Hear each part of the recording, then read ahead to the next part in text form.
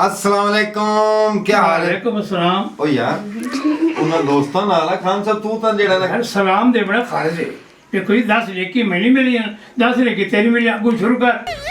यार मैं उन्हां नाल करना बैठा जेड़े वेदे बैठे ना अपन ये सारे देख रहे सानू एक किरण भट्टी देख रही है उरी देख रहे हैं सारे देख रहे हैं एक दे इमरान बैठोता है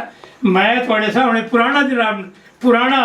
एक्टर हाँ जी, अब्बास पठान पठान है। यूटीवी वाला हां ए दा तारीफ कर लो साडी खैर ठीक है ना मैं हुन क्यूटी अगू शुरू कर ना ओ मैं कोई होर गल चलो कर भाई तू कर ला ਤੁਸੀਂ ਜਣੇ ਨਾ ਇਸੇ ਗੱਲੋਂ ਮੈਨੂੰ ਛੱਡ ਦਿਏ ਤੁਹਾਡੇ चलो कर ਮੈਂ ਕੋਈ ਗੱਲ ਕਰੇ ਨਾ ਅਸੀਂ ਵੀ ਇਹ ਸਾਈਡ ਤੇ ਖਲੋਤੇ ਤੂੰ ਕਰ ਲਾ ਤੂੰ ਕਰ ਲਾ ਚੁੱਪ ਤੂੰ ਕਰ ਹੁਣ ਤੇ ਕਰਾਂ करो ਕਰ अस्सलाम वालेकुम, की हाल है सजना ते बेलियों वालो राजियो खुश वदियो। उम्मीद है कि तुसी ठीक ठाक होसो। गल पंजाबी च करदे पे हैं क्योंकि ज्यादातर जट भराए सानू वेदे बैठे न ते खुश खबरी लैके थोड़ा अपना कैसर डोरा थोड़ी खिदमत विच हाजिर खला है बल्कि ए पूरी टीम नाल लैके नाजिल खला है ते खुश खबरी ये कि QK TV जेड़ा तुसी वेख रहे हो इस दे उत्ते जनाब पूरी टीम दे नाल उर्दू क्राइम स्टोरियां और दिलचस्प स्टोरियां जो मुआशरे च हो रहा सी वो तुहानू विखावांगे कि ज़माने च की होंदा पिया है ते जिन्ना सब्सक्राइब कीते होए उन्हां दा शुक्रिया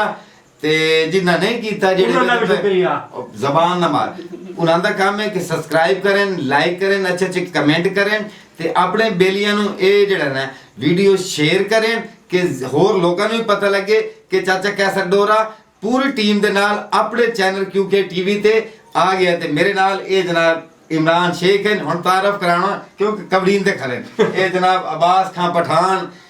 जिन्हां तुसी वेखिया कि उस्ताद मंजूर किरलू दियां फिल्मां च और किस टच गाने सुने और ये जनाब ये साडी टीम दा हिस्सा भी हैं और जनाब ये साडे CEO साहब हैं ते ए तां दस्सण दी लोड़ ही कोई नहीं ए गोल मटोल गोल गप्पा। मैं हूँ आपकी अपनी किरण भट्टी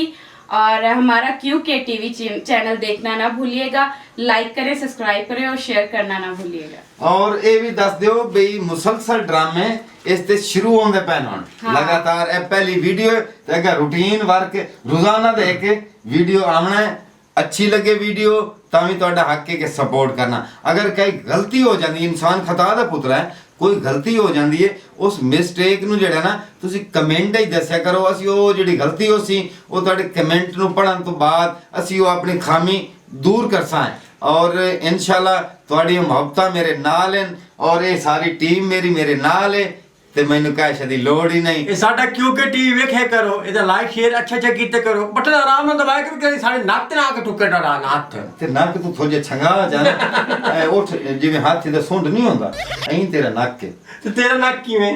ਜਿਵੇਂ ਕਿਲ ਪਟਨ ਦੀ ਥੋੜੀ ਹੁੰਦੀ चलो बल अच्छी गल है ये सारे दोस्तों ने आख्या तुसीं इहनूं भी याद रखना जरूर शेयर भी करना नूं सब्सक्राइब भी करना ठीक है जी ये जरूर जनाब और साडे पाकिस्तान पाकिस्तान जिंदाबाद।